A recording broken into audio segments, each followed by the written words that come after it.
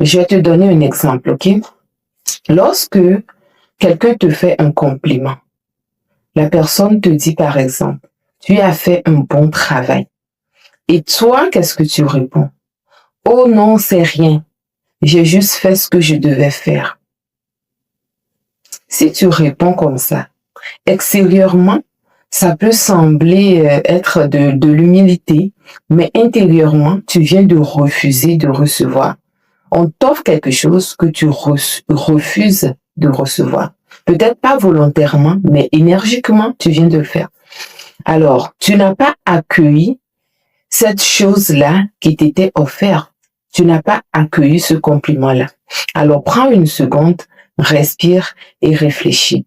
Recevoir, ce n'est pas juste accepter quelque chose, accepter un cadeau, accepter une aide ou une opportunité.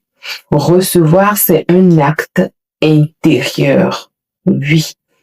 C'est ta capacité, en fait, à reconnaître la valeur de ce qui t'est donné. Et si tu fais semblant que ce que tu reçois n'a pas de valeur, ton cerveau agit comme une boîte déjà pleine. Il se dit, ce n'est pas important, on n'en a pas besoin. C'est ton cerveau qui se dit ça.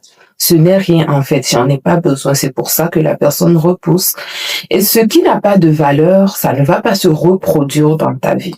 Alors, il y a les recherches en psychologie positive qui montrent quelque chose de très clair par rapport à ça.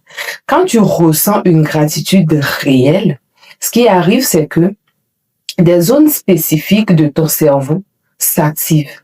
Les zones qui sont liées à la dopamine, à la sérotonine, à la motivation, par exemple, ok?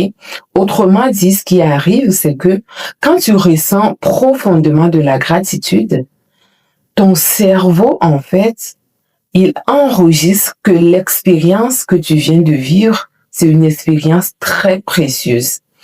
Et ce qui est précieux, le cerveau cherche toujours à le reproduire.